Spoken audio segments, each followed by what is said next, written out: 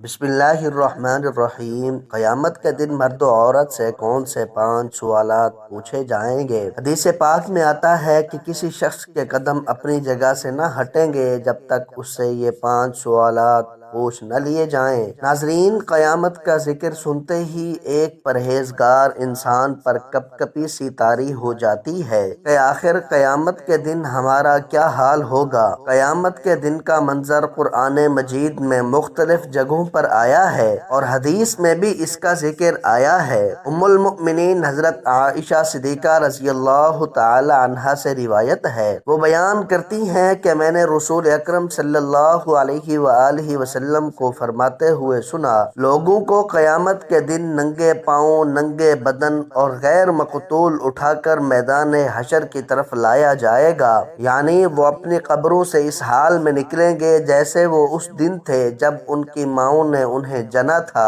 میں نے دریافت کیا، یا رسول اللہ، مرد و عورت سب اکٹھے ننگے ہوں گے، وہ تو ایک دوسرے کو دیکھیں گے؟ آپ صلی اللہ علیہ وآلہ وسلم نے فرمایا، عائشہ، معاملہ ہی اتنا سخت ہوگا کہ انہیں اس کا خیال بھی نہ ہوگا۔ ایک اور روایت میں ہے کہ معاملہ اس سے کئی اہم ہوگا کہ انہیں ایک دوسرے کو دیکھنا کیا خیال آئے۔ زمین و آسمان، یہ ستارے، پہاڑ سب درہم برہم ہو جائیں گے۔ قیامت قائم ہو چکی ہوگی، سخت گرمی ہوگی اور سورج قریب آ چکا ہوگا۔ حضرت مقداد بن اسود رضی اللہ تعالی عنہ سے روایت ہے کہ رسول پاک صلی اللہ علیہ وآلہ وسلم نے فرمایا، قیامت کے دن میدان حشر میں سورج کو مخلوق کے نزدیک کر دیا جائے گا، یہاں تک کہ وہ ان سے 1 میل کے فاصلے پر رہ جائے گا۔ سلیم بن عامر کہتے ہیں کہ مقداد رضی اللہ تعالی عنہ کہتے ہیں کہ اللہ کی قسم مجھے نہیں معلوم کہ میل سے مراد زمین کی ایک متعینہ مسافت ہے یا اس سے مراد وہ سلائی ہے جس سے آنکھ میں سرما لگایا جاتا ہے۔ فرمایا، تمام لوگ اپنے اعمال کے بقدر پسینے میں شرابور ہوں گے،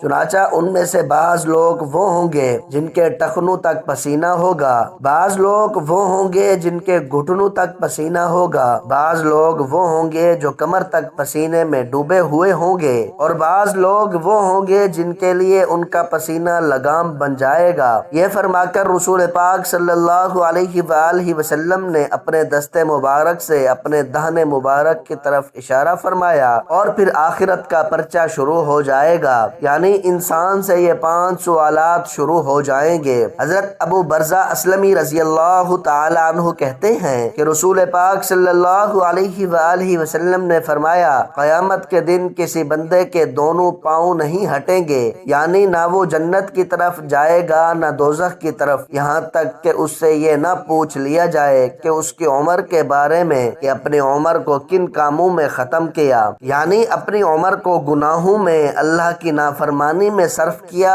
یا شریعت کے بتائے ہوئے احکامات پر عمل کیا۔ دوسرا سوال اس کے علم کے بارے میں ہوگا کہ تو نے اپنے لیے ہوئے علم پر کتنا عمل کیا۔ ناظرین، علم کے بارے میں ہم سب بہت ہی کمزور ہیں، ہمیں اس چیز کا خوب پتہ ہے کہ یہ نیکی ہے اور یہ گناہ ہے، یہ حرام ہے اور یہ حلال، لیکن پھر بھی ہم اپنے علم پر عمل نہیں کرتے، ہمیں اس پر سخت پکڑ ہوگی، اللہ تعالی معافی فرمائے۔ تیسرا اور چوتھا سوال اس کے مال کے بارے میں ہوگا کہ اسے کہاں سے کمایا اور کہاں خرچ کیا، حلال سے کمایا یا حرام سے، اور کہاں پر خرچ کیا، اللہ کے راستے میں، اپنے بیوی بچوں پر خرچ کیا یا حرام کاری کے ذرائع میں استعمال کیا۔ ایک روایت میں 5واں سوال اس کی جوانی اور اس کے جسم کے بارے میں ہوگا کہ اسے کہاں کھپایا۔ جوانی میں چونکہ انسان کے پاس طاقت ہوتی ہے، وہ ہر طرح کے نیک اعمال بھی کر سکتا ہے اور گناہ کے کام بھی کر سکتا ہے۔ یہ جوانی خدا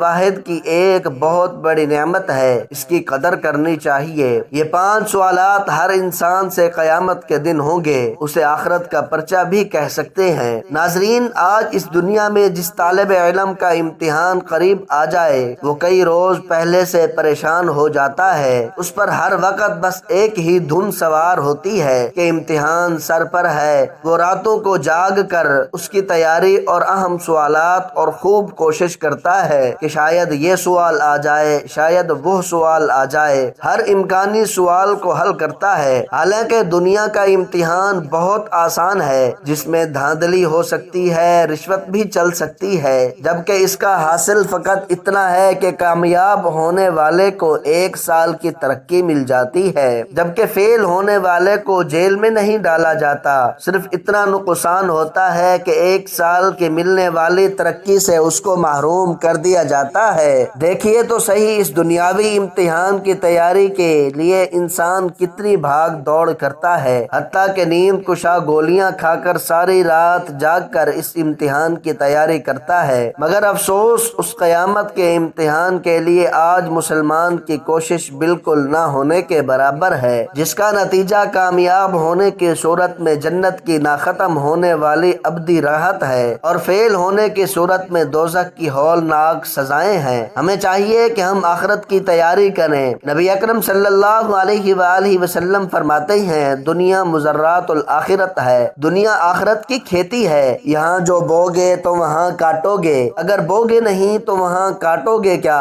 یہ تعلق ہے آپس میں دنیا اور آخرت کا۔ اس اعتبار سے دنیا ایک حقیقت ہے اور ایک امتحانی وقفہ ہے۔ اللہ تعالیٰ سے دعا ہے کہ اللہ پاک ہمیں آخرت کی تیاری کرنے کی توفیق عطا فرمائے، آمین ثم آمین۔ محترم ناظرین، آج کی میری اس انفارمیشن ویڈیو کو لائک اور میرے اسلامی چینل باب روشنی کو سبسکرائب کر دیجئے۔ جزاک اللہ خیرن کثیرا۔